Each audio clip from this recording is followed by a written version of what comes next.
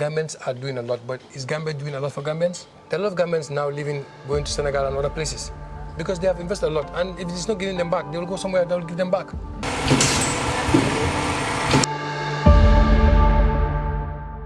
You cannot be selfish. If anybody says you have to die for your country, then that country doesn't deserve you. Why should I die for the country? How much did it take you to set up Uni Global? We spent a lot of money, over the millions of dollars. I've been doing business since when I was going to school. I started my first business, that was in grade 6 or 7. I have 2 telecenters then in Caribbean South. Meet Mr. Bajara Jabi, a serial entrepreneur with diverse business interests with ventures in real estate, oil and manufacturing. His entrepreneurial spirit and ability to identify promising opportunities have fueled his success and established him as a prominent figure in the business world. It's a joke that my wife always said to me. I have closed more businesses than you can imagine. I was a footballer. I was selling firewood, from firewood to palm oil, from Guinea-Bissau to restaurant, bakery. These are all closed now, okay? But my identity is sky high. It's a real estate company. We started with Global Properties.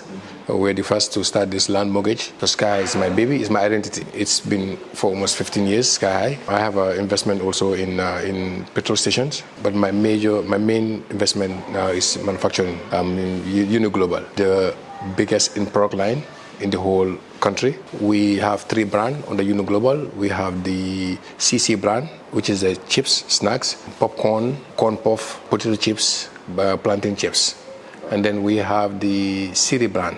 The Siri brand is, we have a corn flour meal, 30 ton per day. We have a baby cereal also, just like the Cerelac type, which fortified it with vitamins and minerals. The last one is the Fodder brand. The Fodder brand is the animal feed brand. We do repast for ruminants, sheep and goats. We do poultry feed for layers and broilers. We have a 6 ton per hour. We can literally produce for the whole Gambia. We produce 2 days, a whole month. We stop. We have to put the machine off because just 2 days production, we can't produce anymore. Uni Global has 2 factories. One located on Caraba Avenue produces top quality baby foods. The other, situated in the Kanifing industrial area, manufactures chips and animal feed. From Sky High, why did you get into manufacturing? I got into manufacturing because as an economist, when I graduated, I started doing commodity trading on stock online, and I want to make it a reality. Instead of the stock, I'll buy maize, I'll buy beans. I used to buy a lot of beans. I buy millet, and I'll keep them after the season because most of the farmers don't have the money to even save those products. So we'll go buy them all, have a warehouse, bag them, me and my cousin. We pack it. After 3 months, the Senegalese will come over. They'll buy it at a much higher price. I realized one time I went to Senegal, a friend of mine. I asked him, I said, how much does it cost to build this factory? He said, about $300,000. I was like, for the Limboa? He was like, Mbo mo jël ci yow mom la use di. Xam nga da ngeen ko. Mom la jël iswat ko jaay lan ko waati. That hit you big time. Big time. I said, look, why sell to them when I can mill it myself?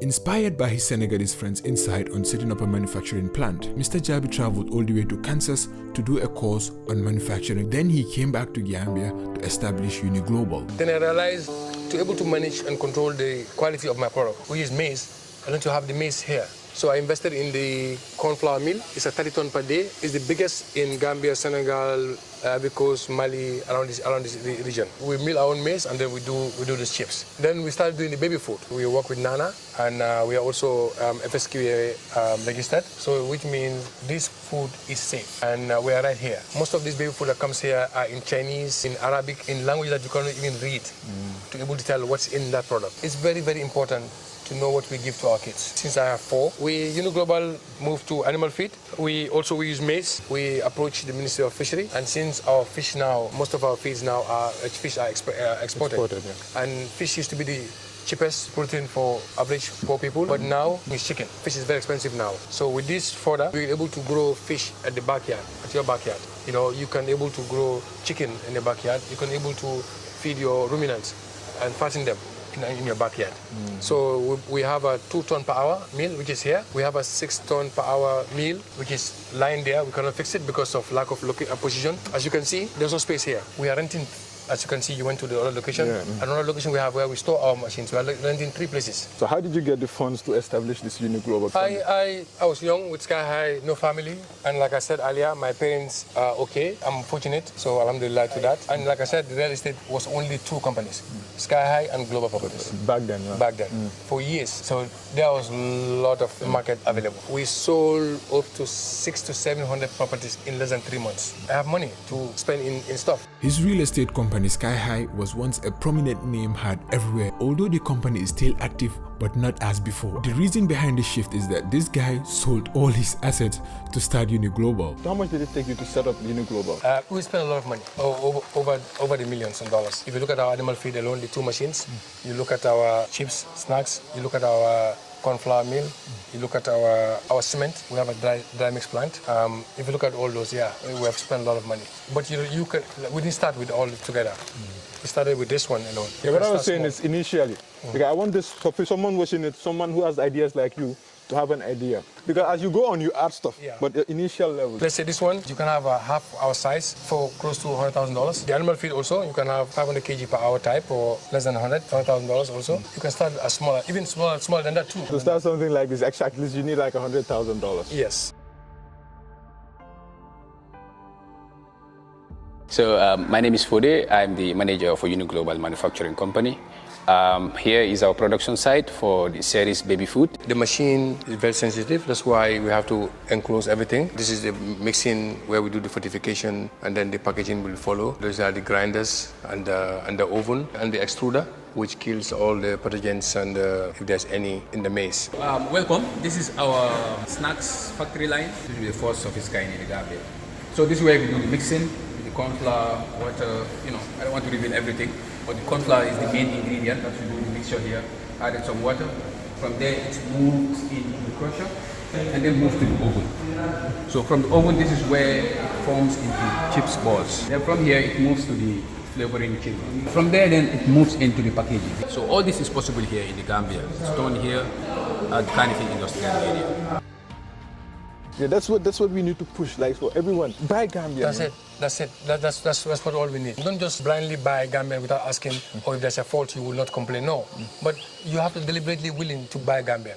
I tell my diaspora friends, I said, you guys are contributing a lot to the Gambian economy. Even the like when we did the advertisement, there's a guy, I was very impressed with him. He's in Italy. He called me. He was like, my brother, I have a baby, and I want my baby to eat only your cereal. Where can I get it from? Exactly. You know, sir? We have more of those, Exactly. Yeah. If we have more of those, believe it or not, there is a lot. We can have 4 or 5 more different companies of the same thing. And then that means that indirectly, Gambians can employ Gambians.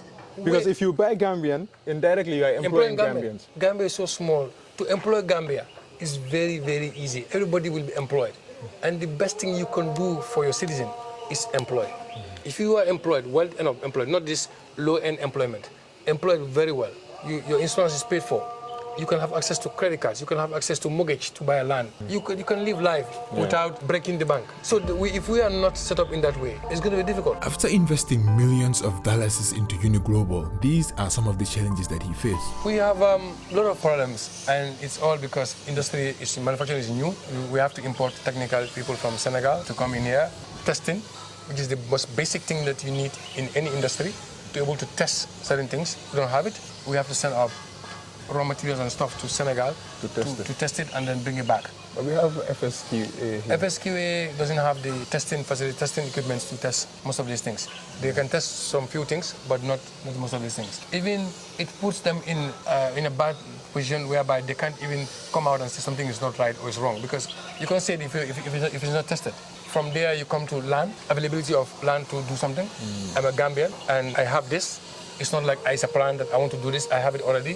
So providing land for me should be immediate. It shouldn't be something that they discuss or things. And I've applied since I applied now, almost 3 to 4 years now for land. And we didn't have any. You come down to that, to the mindset of the people in consuming local produce. Consuming made in Gambia. Made in Gambia.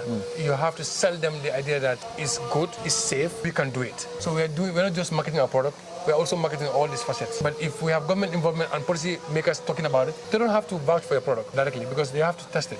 They have labs around the world. They can do their own due diligence and come out and vouch for it. All this product coming from Senegal that we are consuming, they can vouch for it because they have never tested it before. So what we are saying is, it's made in Gambia, come out, support the idea behind it. I cannot force you, Gano, to buy my animal feed. It's not taxpayers' money. But the army, hospitals, prisons, they're buying imported rice. When you have rice farms here, we must deliberately make sure our farmers, their produce are bought. This should be a must. Poultry, they advertise on the newspaper. You see the amount of chicken and meat. Deliberately pointed out that it has to come from poultry farmers. And see what's going to happen. We are working with the GAF. We visited them several times. We're trying to have a poultry scheme with them, and also at the prison, so that some of the prisoners there were able to have some skills before they leave.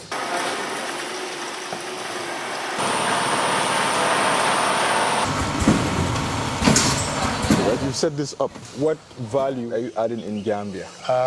If you look at these trucks, we use them to go buy maize. So we are supporting the farmers. We have 92 farmers under our belt. We supply them with fertilizer and seeds. So we buy back the maize from them. We're exporting now to Senegal, these chips and the baby food. So we are bringing in foreign exchange. So you're exporting to Senegal? Yeah, we're exporting to Senegal. So now, in Gambia and Senegal, which one is performing better? Senegal's 1 week sales is probably 2 months Gambia sales. 1 week? 1 week. Wow. They are willing for local product. They don't ask questions about France, Angleterre, or America. Gambian, anything that they look at, they first look at that. Follow America, follow France, follow Europe, but they don't look at that. The corn flour, we used to do 2,000 bags, 3,000 bags a month. Here? Yeah. Senegal, one order is 1,000, 2,000 bags. Wow. But maybe that's because of the population as well. Not the population. The people are willing for local consumers. If this trend continues, maybe we might even lose Uni Global in Gambia. You might move to Senegal. If it was solely business perspective, we should be in Senegal. My brother, everything here, this package you're eating is made by a Senegalese company, Simple. The maize, Gambia produces just less than, it's very small. Most of the maize is produced, we buy from Senegal. The engineer I told you, the market is Senegalese. And now they're my biggest buyer. So if it was just solely on business perspective, we should be in Senegal, not here. So why are you still here? I'm asking myself the same question. And every day I look at my manager. Today I'm down. He says, don't worry.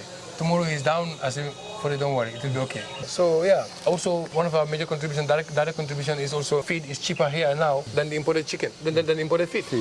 So our poultry farmers are benefiting from it because we're here now. We have an association now called the Gum Feed Association, where you have Gum Holland, G Farms, MPAS, and Uni Global. So we're trying to come together instead of compete, we complement each other. We make sure the price is going down. So these are all things that we are working on. How can we, Gambia, be self-sufficient when it comes to food? There is no nation that's blessed with everything, but there are certain things that you need to deliberately invest in as a country to lead. Brazil decided to take grains and sugar. It doesn't matter how small it is, but you have to deliberately focus on something. The main food that we eat, rice, maize is very important. Every chicken you eat, 1.5 kg of maize was used to feed that chicken. Government and officials should look beyond direct impact. GKC is too big to be doing only ground in the first place. And the ground also is only rainy season. So you're telling me a whole year you're occupied for 3 months. Look around. Our farmers are struggling because they don't have a market. A farmer cannot have a market just because somebody buy mbohabu laka and eat it. That's not a market. Or gerte saf and eat it. No. Farmers, their market should be an industry. So one last question. What advice would you have for a younger, Bajara? I would say I wouldn't have invested all this in a country that doesn't have a platform for what I'm doing. My dream is to be a millionaire. You're not a millionaire. No. Maybe you want to be a billionaire or something. There's always a personal gain in whatever you do. If anybody says there's no personal gain in what you do, I don't know where you're from. I only do what God asks, and even that is a personal gain, because there's a reward. I'm looking forward to Jannah. You cannot be selfless. If anybody says you have to die for your country, then that country doesn't deserve you. Why should I die for the country? On a more realistic and serious note, Gambians should come in more. Me talking about this, one minister or one mayor or one somebody will say, and is angry. But if it is 5, 6, 7, 8, 9, that mayor or that president doesn't have a say. Because we 5, 6, 7 have the say. You understand? Because we can influence what should be on the policy or not. So I'll say we need more. And the problem we face is when diaspora came, when they are here, they start something, they are on their own alone, they struggle, they get tired, they go back. It all goes back to zero. So the momentum, we have to keep it. We have to have more people involved in industry, but they will not, if they don't see a policy that is meant for them to grow as individuals in their businesses to make more money in whatever they do. We are private-owned companies. Our core and our everyday objective is profit-making. Everything he said is facts because it makes you wonder, man, what are these people doing in these government offices? Imagine a whole institution, you cannot test products that are manufactured in your country. So how can you test products that are imported, especially products like food or medicine? So we've said pretty much everything. Do you want to add one last thing? What I would say is I would thank my clients from Lalominte, Kusata Farm, Taha Farm, Bangali, Hewal, King Bakers. Oh my God, these people, they're taking our baby food and they're taking our chips. When we started, nobody was willing to take it. Yeah, you see, that's the beauty of it. You see the Hewal and those are Gambian. Gambian ones. Exactly. You know, and initially when we take the baby food there, Hewal have an issue with it. They said there's no barcode. We went and now we print barcodes. So they have improved us. They have helped us to improve our. No, this is Gambians coming together. Gambian excellence. You know, I love that. I must congratulate those people. And when it comes to government, there's nowhere in the world where you can get government satisfying the whole country because resources are not much. But I would say things like us needing a land shouldn't be a topic. Farmers having ready-made market shouldn't be a topic. I will say let them do more. You know, everybody is doing a lot. I would also like to municipalities, mayors, to reach out in their communities. Not just cleaning roads and taking garbages. No. And I thank you also very much for what you do. Every time I look at what you post, I look at it and I say, look, this is what we need. I pray for you also. Whatever you're looking for, may Allah make it easier for all of us. Inshallah. Thank you so much.